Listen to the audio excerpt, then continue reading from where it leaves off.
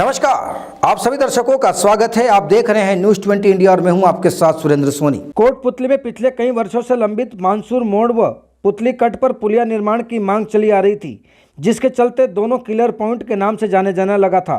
दोनों killer point पर सैकड़ों लोगों ने अब तक अपनी जान गंवा दी, जिसके बाद जयपुर ग्रामीण सांसद कर्नल राज्यवर्धन सिंह राठौड़ के प्रयासों से पूरी हो जाने पर संघर्षरत कोटपुतली पुलिया निर्माण संघर्ष समिति के द्वारा जयपुर ग्रामीण सांसद कर्नल राज्यवर्धन सिंह राठौड़ का अभिनंदन समारोह आयोजित किया गया।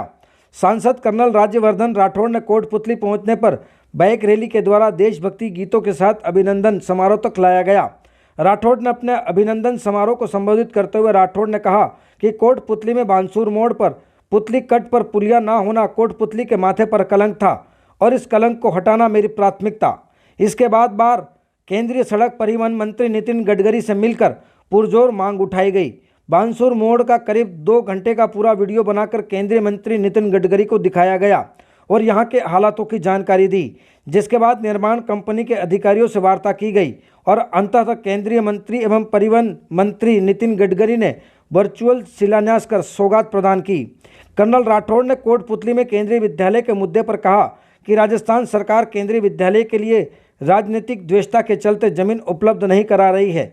वहीं राजस्थान सरकार पर आरोप लगाते हुए कहा कि राजस्थान सरकार जनता को भ्रमित करने का काम कर रही है, निरंतर महिलाओं का अपमान कर रही है और आने वाले चुनाव में जनता इसका ईंट का जवाब पत्थर से देगी।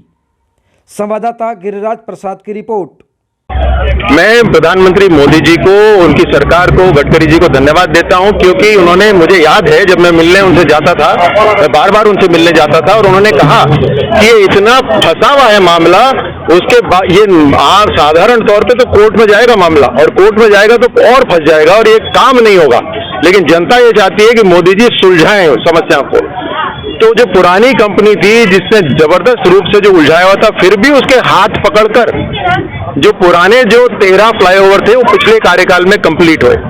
इसमें एक कंडीशन डाली हुई थी पिछली सरकार और जो कंपनी थी, कंडीशन थी कि जब तक पुरानी योजना कंप्लीट नहीं होगी, जब तक कोई नया इसमें निर्माण नहीं हो सकता।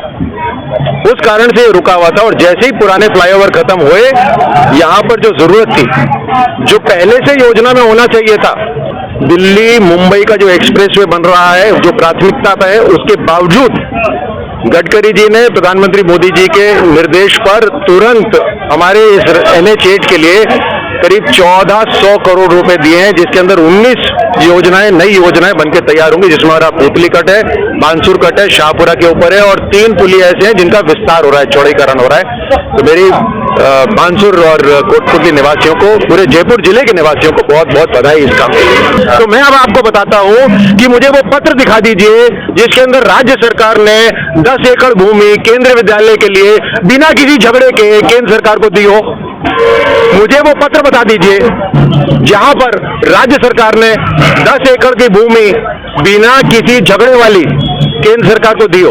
ऐसा नहीं हुआ अभी तक। तो जब तक केंद्र सरकार को, एजुकेशन डिपार्टमेंट को 2 चीजें चाहिए एजुकेशन डिपार्टमेंट को। देखो, मैं राज्य की सरकार तो नहीं हूं ना मैं, तो मेरे को कुछ तो सहायता चाहिए। मैं यहाँ सेंट्रल स्कूल लाना चाहता हूं। मुझे राज्य सरकार से सिर्फ 2 काम चाहिए।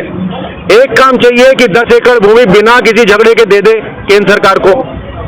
दूसरा मुझे चाहिए कि टेम्पररी बिल्डिंग, जब तक वहां पे बिल्डिंग नहीं बनती तो टेम्पररी बिल्डिंग की व्यवस्था कर दे।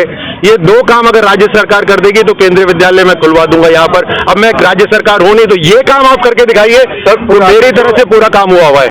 पिछली बार जितना वोट बैंक था उससे बढ़ गया वोट बैंक। जहां भाजपा की सरकार थी वहां भाजपा की सरकार वापस आई उन 4 राज्यों के अंदर।